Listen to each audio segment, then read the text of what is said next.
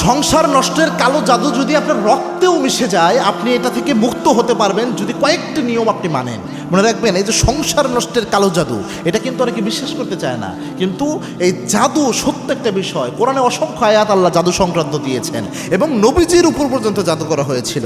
আপনি সূরা ফালাক এবং সূরা নাসের শানে নজুল দেখেন, তাফসীর ইবনে কাসির আল্লামা ইমাদউদ্দিন ইবনে কাসির রাহিমাহুল্লাহ চমৎকারভাবে তুলে ধরেছেন। আল্লাহর হাবিবের ওপর লাবিদ বিন আসাম জাদু করেছিল। জাদুর প্রভাবে আল্লাহর হাবিব সাল্লাল্লাহু আলাইহি ওয়াসাল্লাম প্রায় সময় অসুস্থ হয়ে থাকতেন। আল্লাহর হাবিবকে জিবরিল আমিন এসে জানালেন, ইয়া রাসূলুল্লাহ, একজন ইহুদি আপনার চুল মোবারক নিয়ে চুলের মধ্যে 11টা গিট দিয়ে একটা কূপের মধ্যে ফেলে দিয়েছে।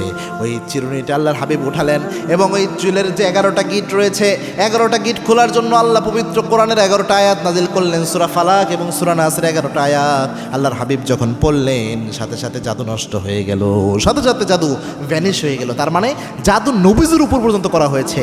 আমরা তো সাধারণ মানুষ, সুতরাং জাদু হয়, সংসার নষ্টের জাদু অনেকেই করে থাকে হিংসার বশবর্তী হয়ে। সুখে আছে, এটা সহ্য হয় না, তখন হিংসার বশবর্তী হয়ে জাদু করে। তবে মনে রাখবেন, যে জাদু করে, যে জাদু করায়, দুইজনের ঈমান সাথে সাথে শেষ, সাথে সাথে নষ্ট হয়ে যায়। এজন্য জাদু যারা করে তারা মরার আগে হলেও এটা সাজা ভোগ করে তারপরে মরতে হয় এবং তাদের ঈমান থাকে না, ঈমানে হালতে মৃত্যু হয় না। এজন্য এটা খুব মারাত্মক ক্ষতিকারক একটা বিষয়। তো জাদু যদি আপনার উপর হয়, দেখেন প্রায় সময় সংসারের মধ্যে অশান্তি থাকে, স্বামী স্ত্রীর মনোমালিন্য হচ্ছে, স্বামী স্ত্রীর সাথে ঝগড়া লেগে থাকতেছে, এরকম সমস্যা হলে বুঝতে পারবেন সংসার নষ্টে জাদু হইতে হয়েছে।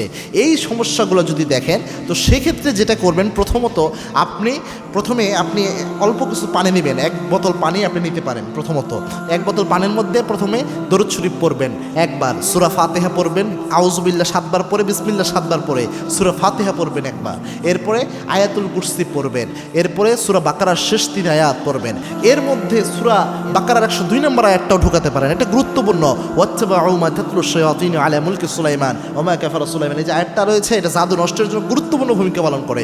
এই আয়াতটা পড়তে পারেন। পাশাপাশি আপনি সূরা মুমিনুনের শেষ 4 আয়াত পড়বেন, এরপরে সূরা কাফিরুন, সূরা ইখলাস, সূরা ফালাক, সূরা নাস এটা পড়বেন। এরপরে বিসমিল্লাহিল্লাযী লা ইয়াদুররু মা ইসমিহি শাইউন ফিল আরদি ওয়ালা ফিস সামা ওয়া হুয়াস সামিউল আলিম, এটা 3 বার করে পড়বেন। এর ওই যে কাফিরুন, ফালাক, নাস এগুলোও 3 বার করে পড়বেন। পরে এই বোতল পানিতে ফু দিবেন। এরপরে এই পানিটা আপনি যে বালতির পানিতে গোসল ধন, ওই বালতির পানিতে এটা ঢেলে দিবেন। এরপরে ওই বালতির পানি দিয়ে প্রতি সপ্তাহে মিনিমাম 1 বার করে এইভাবে গোসল ধুতে থাকবেন। দেখবেন ইনশাল্লাহ জাদু আস্তে আস্তে কেটে যাবে। এরপরেও যদি কাজে না দেয়, আর নিজেকে তো নিজে ঝাড়ফুঁক করবেনই, এরপরেও যদি কাজে না দেয়, তাহলে মিনিমাম একজন ভালো আলেমের কাছে রুকিয়া করবেন, কোনো কবিরাজের কাছে যাবেন না। কবিরাজের কাছে গেলে আরও টাকা নষ্ট হবে, আর ঈমান নষ্ট হয়ে যাবে।